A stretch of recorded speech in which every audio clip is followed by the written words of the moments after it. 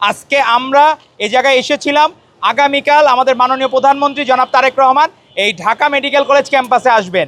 আমরা দেখতেছি 24-এর গণ অভ্যুত্থানকে এই জামায়াত ইসলামী এবং এনসিপি তারা বিক্রি করা শুরু করেছে, কিন্তু বিএনপি আর ছাত্রদল হৃদয়ে সত্যিকার অর্থে 24-এর গণ অভ্যুত্থানকে ধারণ করে।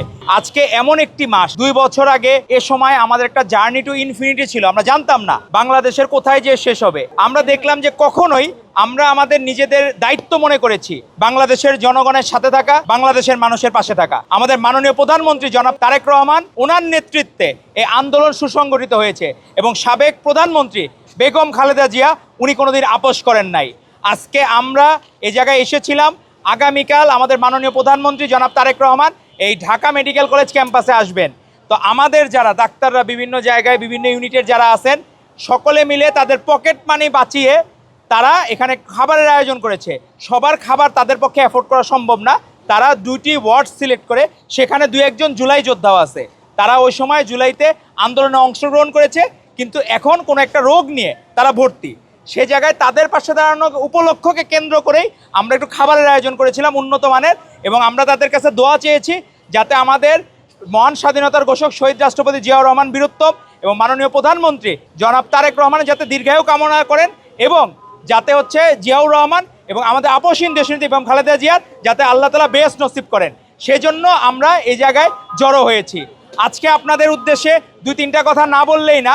আমরা দেখতেছি 24-এর গণ অভ্যুত্থানকে এই জামায়াত ইসলামী এবং এনসিপি তারা বিক্রি করা শুরু করেছে, কিন্তু বিএনপি আর ছাত্রদল হৃদয়ে সত্যিকার অর্থে 24-এর গণ অভ্যুত্থানকে ধারণ করে। এখানে বিক্রি করার কোনো কিছু নাই।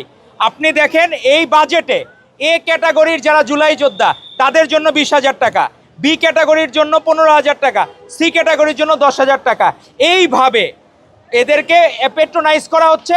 এবং দেশপ্রেমিক যারা প্রত্যেকেই এদের পক্ষে আছেন। 24-এর গণ অভ্যুত্থানে যারা বিভিন্নভাবে আহত হয়েছেন, শহীদ হয়েছেন, তাদের জন্য সকলেই কাজ করছে, যে যার জায়গা থেকে, কাউকে বলা লাগে নাই। আমাদের সে সময় 24-এর গণ অভ্যুত্থানে সাধারণ যারা শিক্ষার্থী, সাধারণ যারা মানুষ এত স্লোগান জানতো না। এই স্লোগানগুলো শিখিয়েছে কারা? এই স্লোগানগুলো শিখিয়েছে বাংলাদেশ জাতীয়তাবাদী ছাত্রদলের নেতৃবৃন্দরা।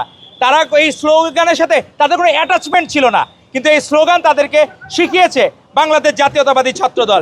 এজন্য আন্দোলনে আমাদের ক্রেডিটের থেকে মূল ইস্যু হচ্ছে আমরা হৃদয়ে ধারণ করব 24, যাতে আমরা ভবিষ্যতের দিনগুলা সাম্য মানবিক হয় এবং ভবিষ্যতে কোনো সময় যাতে বৈষম্য না হয়। আপনাদের সকলের মাধ্যমে বাংলাদেশের জনগণের কাছে আমরা অনুরোধ করব, এই 24-এর গণ অভ্যুত্থানে যারা আহত হয়েছে, শহীদ তাদের পরিবারের পাশে আমাদের মাননীয় প্রধানমন্ত্রী জনাব তারেক রহমান যেভাবে দাঁড়াচ্ছেন, আপনারাও দয়া করে দাঁড়াবেন। এই দেশটা আমাদের সকলের। এই দেশকে আমরা সত্যিকার অর্থে যখন ভালোবাসবো, তখন 71-কে আমাদের ধারণ করতে হবে, 90-কে ধারণ করতে হবে, 24-কে ধারণ করতে হবে। এই 3টা বড় ইভেন্ট আমাদের অস্তিত্বের অংশ, এবং এখানে যারা ন্যূনতম ক্ষতিগ্রস্ত হয়েছে তাদেরকে আমরা আমাদের নিজেদের অসুস্থ ভাই বোনকে যেভাবে সেবা করা দরকার, আমরা ঠিক তাদেরকে সেভাবেই সেবা করব এবং তাদের জন্য আমরা এগিয়ে আসব। এটাই হোক আমাদের চেতনা। আর আগামীকাল মাননীয় প্রধানমন্ত্রী আসবেন ঢাকা মেডিকেল কলেজ ক্যাম্পাসে। আমরা আশা করব তার এই আগমনের মধ্য দিয়ে সারা বাংলাদেশের মেডিকেল সেক্টরের জন্য নবদিগন্ত উন্মোচিত হবে।